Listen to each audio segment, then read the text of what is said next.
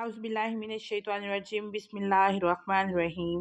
حضرت ہود علیہ السلام اللہ تعالیٰ کے بزرگاں پیغمبر تھے جنہیں قوم عاد کی ہدایت کے لیے بھیجا گیا تھا۔ قوم عاد قدیم زمانے کی ایک بہت طاقتور، قد آور اور مضبوط قوم تھی جو عرب کے علاقے احقاف میں آباد تھی۔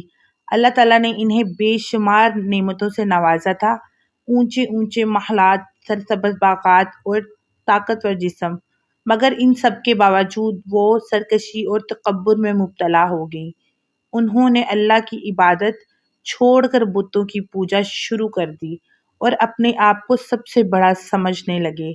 حضرت ہود علیہ السلام نے اپنی قوم کو بار بار نصیحت کی کہ وہ صرف اللہ کی عبادت کرے، اسی سے مدد مانگے اور تکبر چھوڑ دے۔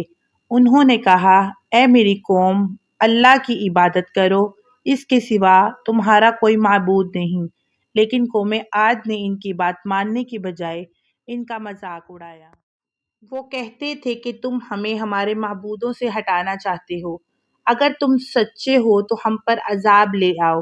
حضرت ہود علیہ السلام نے بہت صبر کے ساتھ انہیں سمجھایا کہ اللہ کا عذاب بہت سخت ہوتا ہے، مگر وہ اپنی ضد پر قائم رہے۔ انہوں نے حضرت ہود علیہ السلام کو جھٹلایا اور اپنی طاقت پر غرور کرتے رہے۔ قرآن میں آتا ہے کہ وہ کہتے تھے، ہم سے زیادہ طاقتور کوئی نہیں۔ سورۃ فصیلت یہ ان کا غرور تھا جو انہیں ہلاکت کی طرف لے جا رہا تھا۔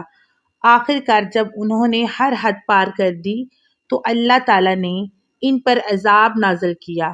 شروع میں آسمان پر بادل نمودار ہوئے تو وہ خوش ہوئے کہ بارش آئے گی، مگر وہ بادل دراصل عذاب لے کر آئے تھے۔ پھر ایک خوفناک اور تیز ہوا کئی دنوں تک چلتی رہی۔ اس آندھی نے ہر چیز کو تباہ کر دیا۔ گھر، کھیت، انسان، سب کچھ برباد ہو گئے۔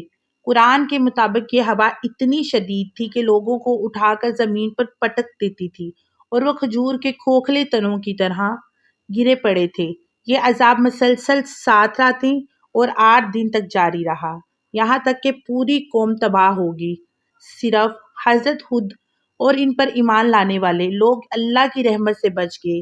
اس واقعہ سے ہمیں یہ سبق ملتا ہے کہ تکبر، نافرمانی اور اللہ کی بات نہ ماننا انسان کو ہلاکت تک لے جاتا ہے، جبکہ ایمان اور صبر نجات کا ذریعہ ہے۔